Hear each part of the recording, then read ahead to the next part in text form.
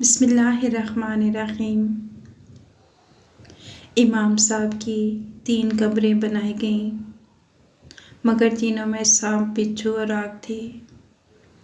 गोरकन ने बाद में इमाम की बीवी से कहा कि कैसे इसने कब्र को तंग होते देखा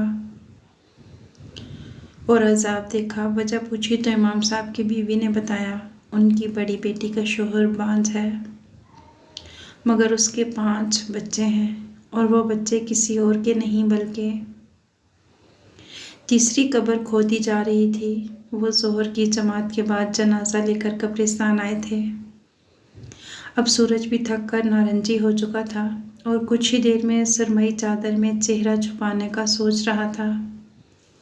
आसमान पर चीने और कौवे यूं मंडरा रहे थे जैसे मौका मिलते ही उतरकर लाश पर झपट पड़ेंगे। चिड़ियों और लालियों के शोर से लगता था किसी नागहानी आफत के टूट पड़ने से खौफजदा हों।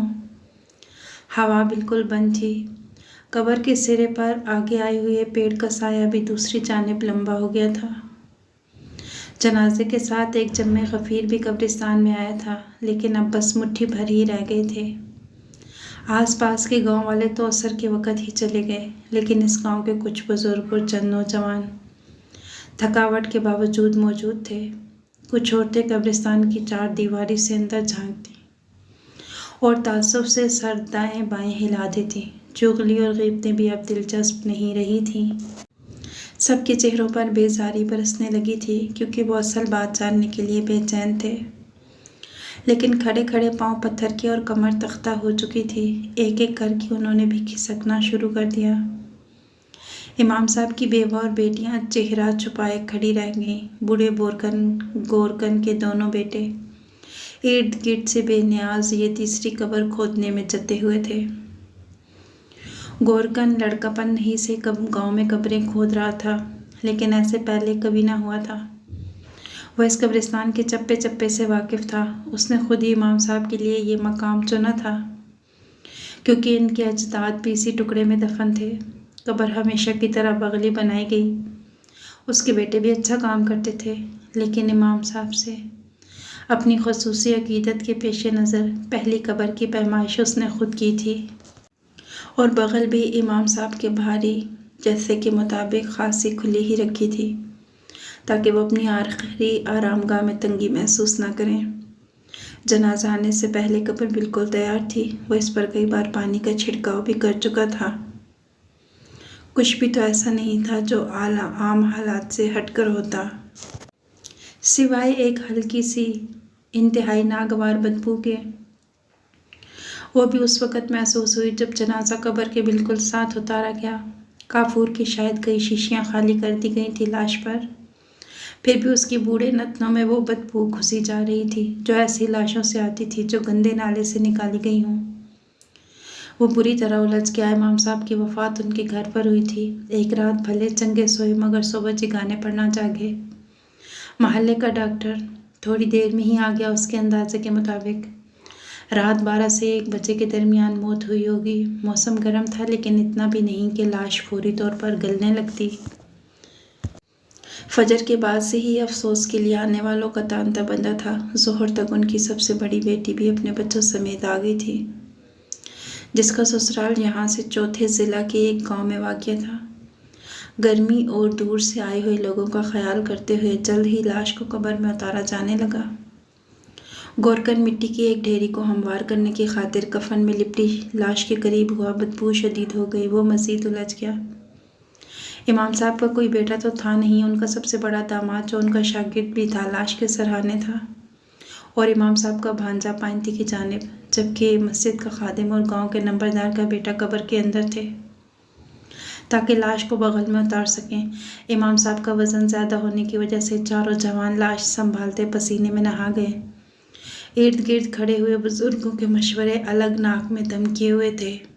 सबके चेहरों पर हल्की सी नागवारी की झलक थी, जो यकीनन बदबू के सबब थी। कब्र में खड़े दोनों लड़के कोशिश के बावजूद लाश बगल में ना उतार सके। तीसरी कोशिश भी नाकाम हो गई। दोनों ने पहले एक दूसरे को और फिर गोरकन की तरफ देखा। गोरकन निचला होंठ दांतों में दबाए कब्र के ऊपर सांस रोक के खड़ा था और उसका चेहरा बिल्कुल सफ़ेद था।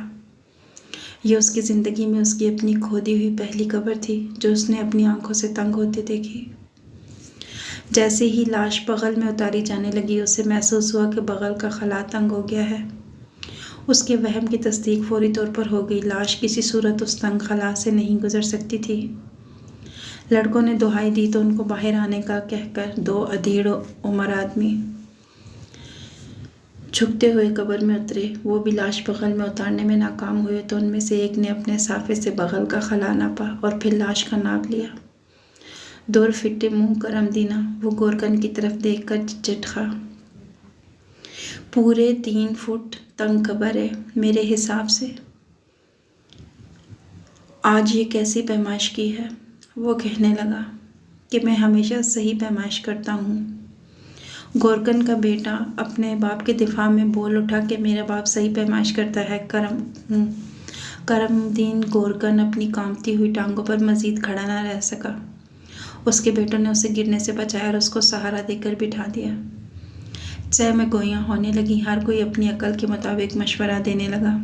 चौधरी साहब गोरकन नंबरदार को मुखातिब करते हुए हाथ जोड़कर बोला, लगता है कोई गलती हो गई, मैं नवी कब्र खुद लेना वहाँ। नंबरदार ने आंख के इशारे से उसको इजाज़त दी और लोगों के हौसले और सब्र के साथ इंतज़ार करने की तलकीन करने लगा। लोग इधर उधर छोटी छोटी टोलियों में बट गए और मरहूम की ज़िंदगी का असर-ए-नौ पोस्टमार्टम करने लगे। जब तक दूसरी कब्र खुदी वह आसानी से मरहूम के जन्नती या दोज़खी होने का फ़ैसला कर सकते थे। गोरकन ने अपने बेटों को साथ लिया और पहली कब्र से कुछ हटकर ज़मीन के एक टुकड़े की तरफ इशारा करते हुए बोला, चले अब इस कब्र को बहुत बड़ा खोदते हैं। उसके बेटे हैरत से बोले। गोरकन ने जवाब देने के बजाय फावड़ा लिया और पहली ज़रब लगाई। उसकी देखा देखी वो दोनों भी जल्दी जल्दी हाथ चलाने लगे। गड़ा गहरा होने लगा। गोरकन को मिट्टी कुछ ज़्यादा नरम महसूस हो रही थी। उसने बेटों से कहा कि गहरा खोदने की बजाय कब्र की लंबाई और चौड़ाई पहले बढ़ा ली जाए, मुकर्ररा हद तक दोनों तरफ में। खोदने के बाद उन्होंने फिर से गड़ा गहरा करना शुरू किया। 2 फुट मज़ीद खोदने के बाद मिट्टी मज़ीद नरम हो गई। कुदाल और फावड़ा बहुत गहराई तक मार करने लगे। चंद ही लम्हों में उनके औजारों के सरों पर खून दिखाई देने लगा। वो ठिठक कर रह गए। एहतियात के साथ मिट्टी हटाते हुए उन्होंने गड़े का जायज़ा लेना शुरू किया। एक काफ़ी बड़ा सांप कई टुकड़ों में नजर आया। तीनों ने एक दूसरे की तरफ देखा। ये भी नई बात थी। इससे पहले कब्र खोदते हुए उनको कोई सांप नहीं मिला था, वो भी इतनी गहराई में। गोरकन को अपने दिल की धड़कन अपने कानों में महसूस हो रही थी। वो कब्र की दीवारों को देखने लगा जिसमें छोटे छोटे सुराख से नजर आ रहे थे, जैसे किसी कीड़े का बिल हो। कोई चीज़ रेंगती हुई सुराख से बाहर आई। उसके पीछे तो जैसे पूरी फौज, छोटे छोटे सांप, बिच्छू, न जाने कितनी किस्म के रेंगने वाले कीड़े। वो तीनों उछलकर कब्र से बाहर निकले। घड़ा तेजी से इन कीड़ों से भरता जा रहा था।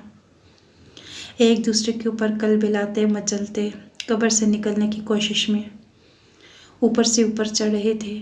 वो तीनों कुछ देर सुन होकर कब्र को घूरते रहे। फिर गोरकन को ही होश आया। बंद करो कब्र, वो कांपती हुई आवाज़ में बोला। वो पागलों की तरह मट्टी कब्र में भरने लगे। लोग उनको कब्र बंद करते देखकर उनके इर्द गिर्द जमा होने लगे। बहुत से लोगों को कीड़े, सांप और बिच्छू नजर आए। लम्हे भर में गांव वालों को पता चल गया। कमज़ोर दिल लोग तो असर की नमाज का बहाना करके जाने लगे। गोरकन ने अपने बेटों को तीसरी कब्र खोदने पर लगा दिया और ख़ुद वो ये कब्र अच्छी तरह से भरने लगा। उसके हाथ मुसलसल कांप रहे थे, मगर वो मुसलसल मट्टी कब्र में भरता रहा। अब तो नंबरदार परेशान हो गया। इमाम साहब सारी ज़िंदगी इसी गाँव में रहे थे। बज़ाहिर कोई ख़राबी नहीं थी, लेकिन अब नंबरदार सोच रहा था कि कुछ न कुछ ऐसा ज़रूर है जिसकी वजह से उनकी तदफीन में मसाइल हो रहे हैं। लाश से आने वाली बदबू बढ़ने लगी थी और इसके करीब खड़े रहना दो भर हो रहा था। लाश जिस चारपाई पर पड़ी थी उसके चारों पायों के नीचे धात के प्याले रखकर उन्होंने पानी भर दिया था ताकि चींटियों की यलगार चारपाई पर काफ़ी देर से जारी थी, और अगर एक बार चींटियां लाश से चिमट जाती तो उनसे जान छुड़ाना नामुमकिन हो जाता।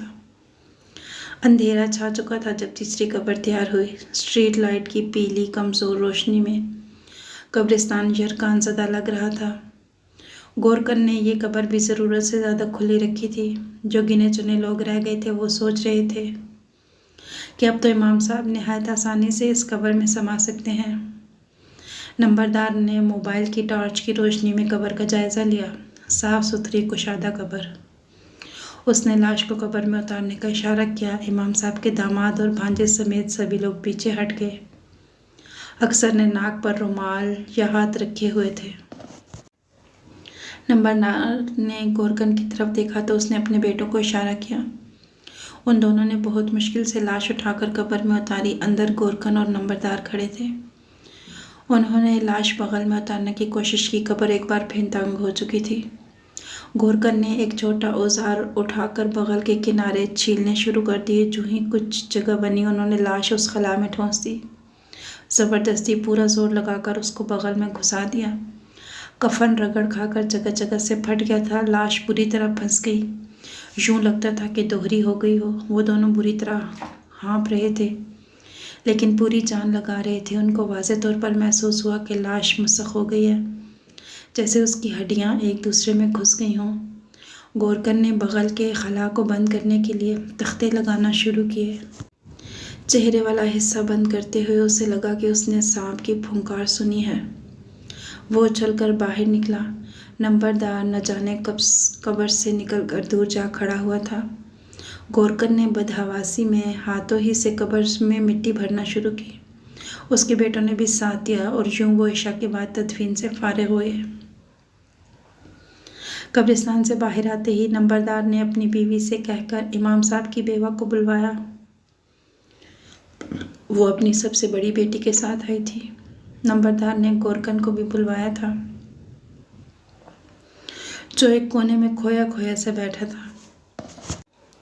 दोनों माँ बेटी लोगों से कुछ न कुछ तो सुन ही चुकी थी, मगर हैरत की बात यह थी कि इन दोनों के चेहरों पर एक सुकून सा था। कोई उदासी नहीं थी, जो शोहर या बाप की वफात पर चेहरों पर नजर आना लाजिम थी।